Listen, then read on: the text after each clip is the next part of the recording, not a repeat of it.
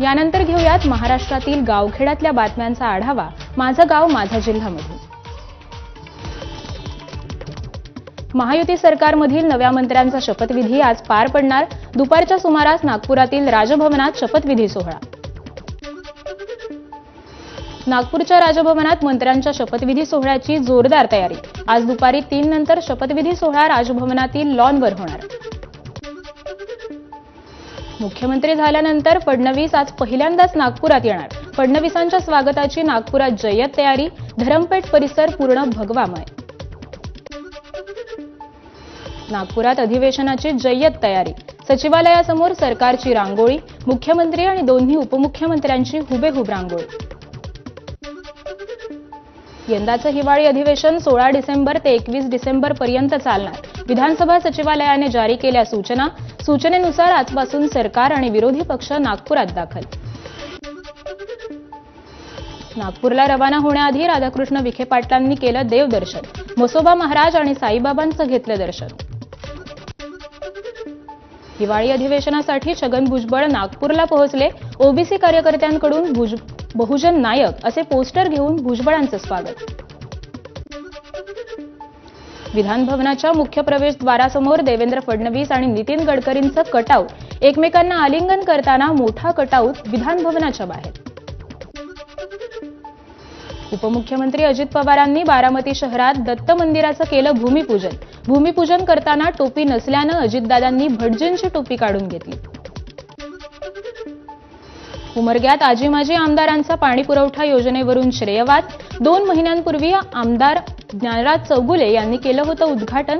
या शहर समांतर पाणी पुरवठा योजनेचे आमदार स्वामी यांच्या हस्ते पुन्हा उद्घाटन। बीडच्या केजमधील राष्ट्रवादीचे तालुकाध्यक्ष विष्णू चाटे यांची पक्षातून हकालपट्टी। मस्साजोगचे सरपंच संतोष देशमुख यांच्या हत्येप्रकरणी चाटेंवर गुन्हा दाखल, त्यामुळे पक्षाची कारवाई। बहुजन समाज संतोष देशमुखांच्या पाठीशी असून त्यांना न्याय मिळवून देण्यासाठी प्रयत्न करणार। मस्साजोगमधील ग्रामस्थांचं वक्तव्य।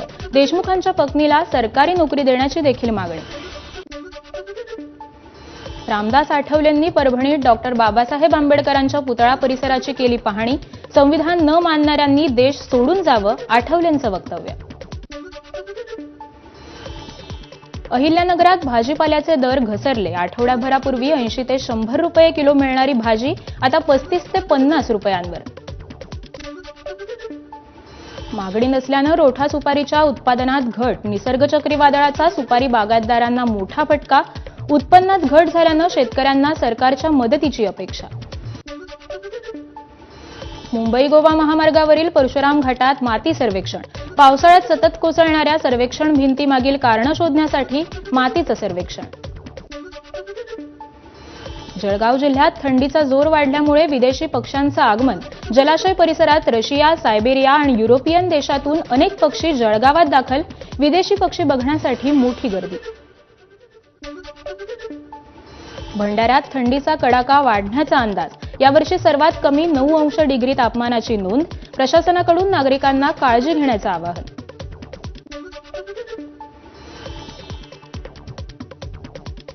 नांदेडमध्ये शिवसेना ठाकरे गटाच्या शहर गौरव कोडगिरी यांचं अपहरण करून काही वेळानं त्यांना सोडण्यात आलं होतं।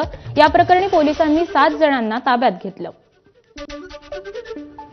लातूरमधील डॉक्टर प्रमोद घुगेंवर सिक्युरिटी सुपरवायझरची हत्या केल्याप्रकरणी गुन्हा दाखल। घुगे सध्या फरार असून पोलिसांची 3 पथकं आरोपीचा शोध घेण्यासाठी रवाना। दारुड्याला नेण्यासाठी आलेल्या व्यसनमुक्ती केंद्राच्या अॅम्ब्युलन्सवर दारुड्या व्यक्तींच्या मित्रांकडून गोळीबार। या प्रकरणी पोलिसांकडून 3 विरोधात गुन्हा दाखल। अवैध गॅस रिफिलिंग सेंटरचा पोलिसांकडून पर्दाफाश। घराच्या किचन आणि शौचालयातून 34 गॅस सिलेंडर जप्त। जळगावातील फातेमा नगरामधील घटना। रायगडच्या पेणमधील दादर सागरी पोलीस स्टेशनमध्ये बंदुकीची गोळी लागल्यानं महिला पोलीस कर्मचारी जखमी। बंदूक साफ करताना अचानक गोळी सुटल्यानं पायाला लागली गोळी। नाशिकहून माहूरकडे जाणाऱ्या बसला जालन्याजवळच्या वखारी फाटा इथं अपघात। बस आणि कंटेनरची धडक। अपघातात बसमधील 2 प्रवाशांचा मृत्यू तर 20 प्रवासी जखमी। गडचिरोली पोलिसांच्या भूसुरुंगाविरोधी वाहनाच्या धडकेत दुचाकीस्वाराचा मृत्यू तर 1 जण गंभीर जखमी.